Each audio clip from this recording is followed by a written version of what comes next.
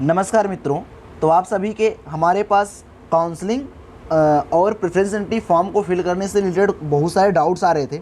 इसके अलावा और भी आप लोगों के बहुत सारे डाउट्स हमारे पास हैं और आज के इस वीडियो में हम आप लोगों के उन सभी डाउट्स को सॉल्व करने की कोशिश करेंगे और बताएंगे कि आपको आखिर जहाँ पे भी आपको डाउट है वहाँ पे आपको क्या क्या करना है। सबसे पहले जो डाउट है वो किसी ने पूछा है कि can I add more courses after the examination.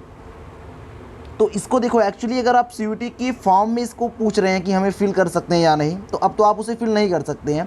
But जिस भी यूनिवर्सिटी में आप काउंसलिंग कराना चाहते हैं उसमें आप और भी ज़्यादा कोर्सेज को ऐड कर सकते हैं। फॉर एग्जांपल अगर मैं डीयू की बात करूं तो वहाँ पे जो है जब आप अभी तो आपका वो फेज़ 2 का जिसमें आपको प्रेफरेंस एंट्री फॉर्म फिल करना है, जिसमें आपको अपना कोर्सेज ऐड करना होता है, वो तभी विंडो ओपन नहीं हुआ है। जब आपका वो वाला विंडो ओपन हो जाएगा तो आपका जो भी सब्जेक्ट कॉम्बिनेशन है, आपने सीयूटी के एग्ज़ाम में जो भी सब्जेक्ट चूज कर रखे हैं उसके बेसिस पे आप जिन जिन कोर्सेज़ के लिए एलिजिबल होंगे वो उन सारे कोर्सेज़ की लिस्ट जो है वो आपको प्रोवाइड कर देता है। वहाँ से आप जिन जिन कोर्सों में इंटरेस्टेड होंगे आप उसे अटेस्ट कर सकते हैं, ले सकते हैं।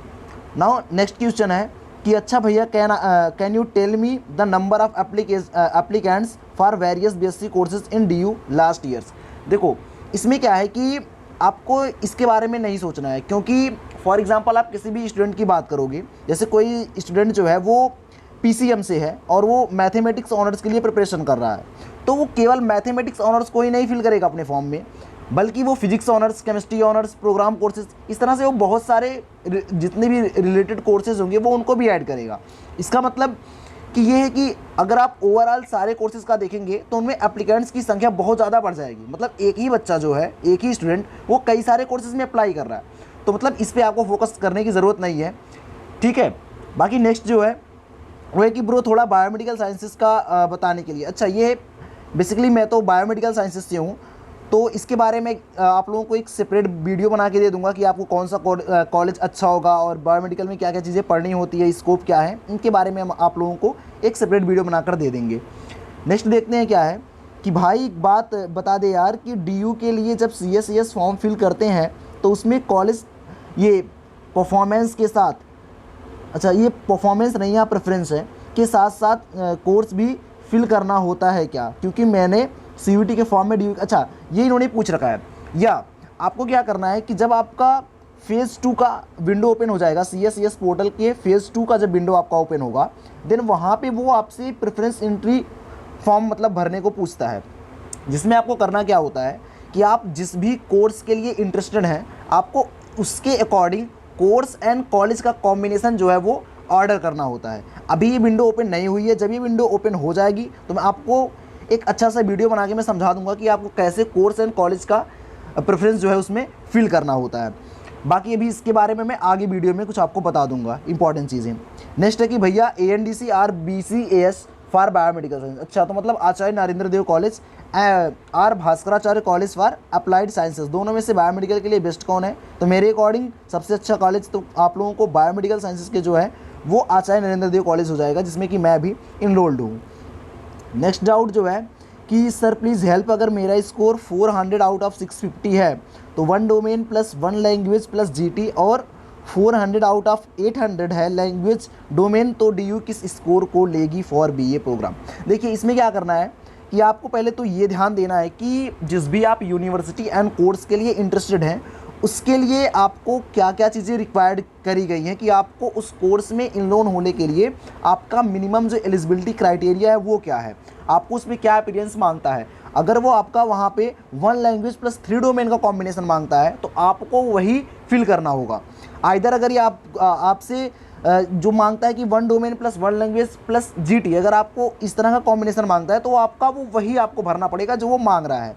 सेकंड, किसी किसी में क्या होता है कि वो दोनों कह देता है कि आप ये अथवा ये दोनों में से कोई भी एक, किसी भी एक के थ्रू आप एडमिशन ले सकते हैं। तो ऐसे कंडीशन में आपको क्या करना होगा, जिसमें आपका स्कोर ज़्यादा अच्छा होगा, आप इसमें अपना पहले परसेंटेज एंड परसेंटाइल देख लेंगे, उस बेसिस पे जो आपका अच्छा होगा वो आपको फिल करना है। नेक्स्ट डाउट जो है वो भाई कि 3 डोमेन पे भी एडमिशन हो जाएगा, प्लीज़ बता दो, PCB फॉर BSc बायोटेक्नोलॉजी। अच्छा, तो अगर सबसे पहले आपको ध्यान देना है कि BSc बायोटेक्नोलॉजी का, तो ये जो कोर्स है ये आपको DU में तो नहीं मिलेगा, क्योंकि DU के अंडर ग्रेजुएट में ये नहीं है, आपको DU के पोस्ट ग्रेजुएट कोर्सेज में ये आपको मिल सकता है। बट आप लोग UG की बात करें तो वहाँ पे ये कोर्स पहली बात तो है नहीं। सेकेंड, अगर आप BHU की बात करेंगे तो BHU में भी बायोटेक्नोलॉजी का कोर्स नहीं है for the under graduate course. Biotechnology का जो कोर्स है वो आपको जामिया मिलिया इस्लामिया में मिल जाएगा, और जामिया मिलिया इस्लामिया में बायोटेक्नोलॉजी कोर्स के लिए अगर आप एडमिशन लेना चाहते हैं तो वहाँ पे वो केवल और केवल आपको एक ही डोमेन सब्जेक्ट का मार्क्स काउंट करता है, दैट इज़ बायोलॉजी आपका। ठीक है, तो ऐसे कंडीशन में अगर आप केवल बायोटेक्नोलॉजी के लिए इंटरेस्टेड हैं तो आपको जामिया मिलिया इस्लामिया का फॉर्म फिल करना चाहिए, और वहाँ पे वो आपका केवल और केवल बायोलॉजी का ही जो है आपका बायोलॉजी का ही वो मार्क्स ऐड करेगा। बाकी अगर कोई भी यूनिवर्सिटी या कोर्स एंड कॉलेज क्या करता है, अगर वो आपसे 3 डोमेन ही मांगता है, वहाँ अगर वो 1 लैंग्वेज नहीं रिक्वायर्ड है तो आपका तो एडमिशन हो जाएगा। बट अगर वो बोलता है कि 1 लैंग्वेज प्लस 3 डोमेन, देन आपके लिए 1 लैंग्वेज जो है वो कंपलसरी है। नेक्स्ट डाउट क्या है कि how much number required for north campus in OBC category, please tell me anyone. अच्छा ठीक है, इनके लिए क्या है, और ये साथ ही ये स्पोर्ट कोटा से भी है, तो ये बहुत अच्छा क्वेश्चन है और इसको समझना भी चाहिए हमको।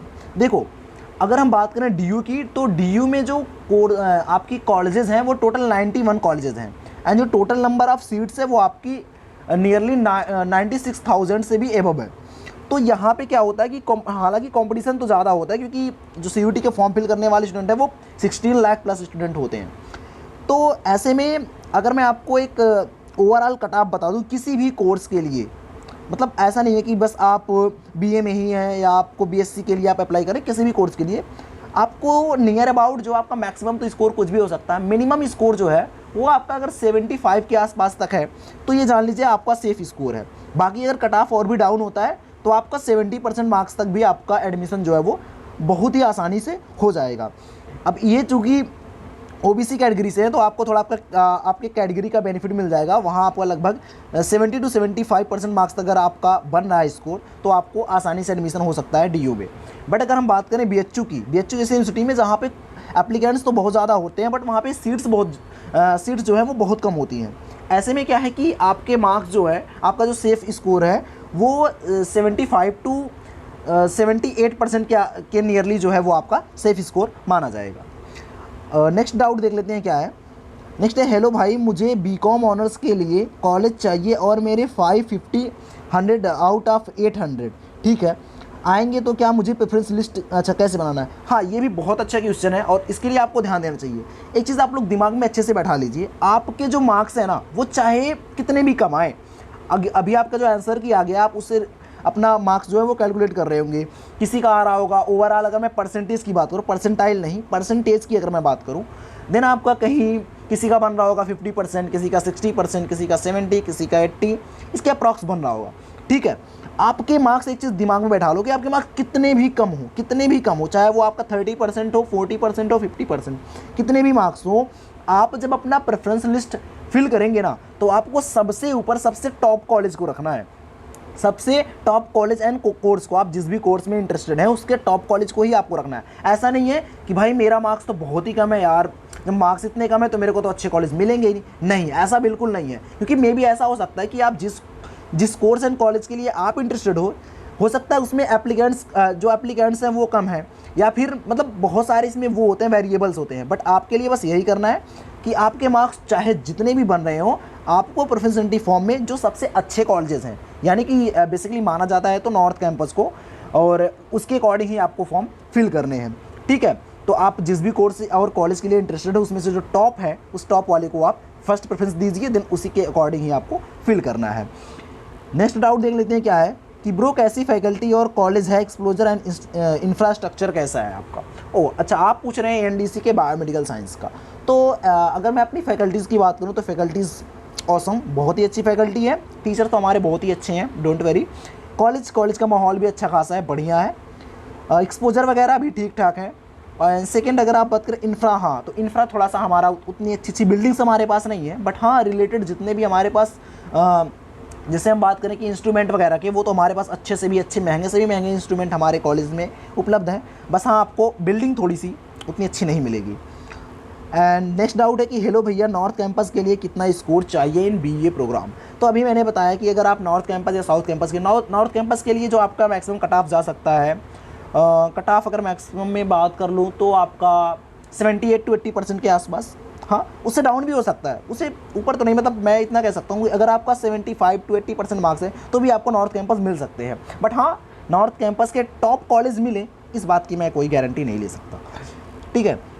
नेक्स्ट डाउट है कि ब्रो प्लीज़ टेल मी, क्या कास्ट सर्टिफिकेट भी सेल्फ अटेस्टेड करना ज़रूरी है? अच्छा, अभी आपको कोई भी सर्टिफिकेट आपका सेल्फ अटेस्टेड करना ज़रूरी नहीं है। ये आपको जब आपका एडमिशन हो जाएगा देन आपका फिजिकल वेरिफिकेशन होता है, जहाँ पे वो आपसे आपके ओरिजिनल जो डॉक्यूमेंट्स है वो चेक करते हैं कॉलेज में या यूनिवर्सिटीज़ में, तो वहाँ पे वो आपको सेल्फ अटेस्टेड करके उसका एक प्रिंट आउट देना होता है, तो अभी ये रिक्वायर्ड नहीं है। नेक्स्ट क्या है ब्रो, मैंने रिस्पॉन्स शीट से आंसर की मैच किया लेकिन उसमें, हाँ तो ये बहुत सारे बच्चों की प्रॉब्लम है कि एनटीए ने जो आंसर की रिलीज़ करी है उस आंसर की में क्या है कि बहुत सारे क्वेश्चन के जो आंसर है ना उसने बहुत गलत मार्क कर दिए हैं। ऐसे में अब कोई एक बच्चे इन्होंने लिखा है कि अगर ये अपना ही केवल करेंगे तो इनको टोटल 3000 रुपीज़ का जो है वो इनको कॉस्ट लग जाएगा उसको चैलेंज करने के लिए एनटीए को।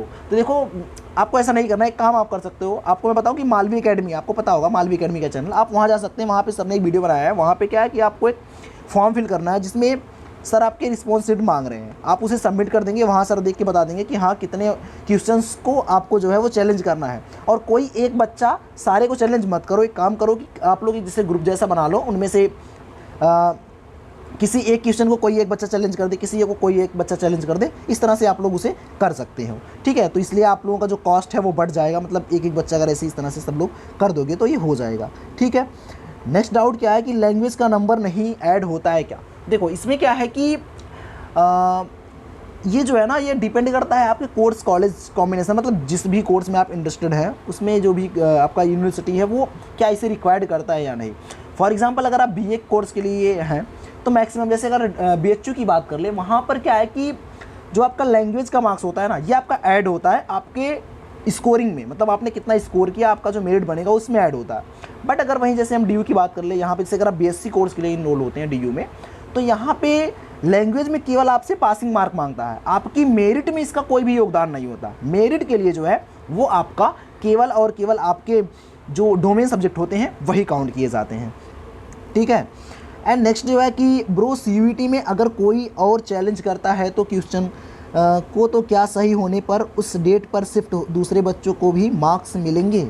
हाँ बिल्कुल मिलेंगे। अगर किसी एक बच्चे ने चैलेंज कर दिया है, मतलब कोई भी एक मान लो आंसर की में कोई भी एक आंसर एनटीए ने गलत बताया है, तो अगर आपने क्या कर दिया उसे चैलेंज कर दिया और वो बच्चे ने चैलेंज किया और वो फिर सही हो गया, ठीक है, तो जब सही होगा तो केवल उसी बच्चे का नहीं होगा, वो सारे स्टूडेंट के लिए उस शिफ्ट में, यानी कि उस क्वेश्चन को जितने भी बच्चों ने अटैम्प्ट कर रखा है उन सबके मार्क्स में वो जो है वो ऐड कर दिए जाएंगे, वो सही हो जाएंगे, ठीक है। Next, do they ask for mother's and father's Aadhaar in document verification? नहीं, वो आपका जब वेरिफिकेशन होता है डॉक्यूमेंट के वेरिफिकेशन में वो केवल वो आपके डॉक्यूमेंट्स मांगते हैं, मदर एंड फादर के कोई भी डॉक्यूमेंट आपको नहीं ले जाने हैं।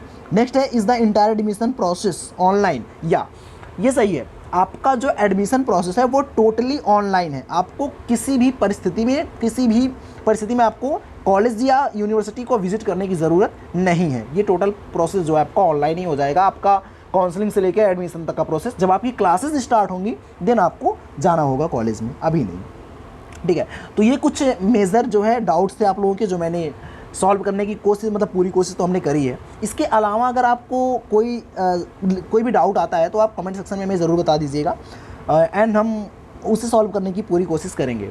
एंड इस वीडियो को आप ज़्यादा से ज़्यादा अपने दोस्तों को शेयर करें ताकि सही इन्फॉर्मेशन सभी बच्चों तक पहुंच सके, ठीक है। एंड वीडियो को देखने के लिए धन्यवाद।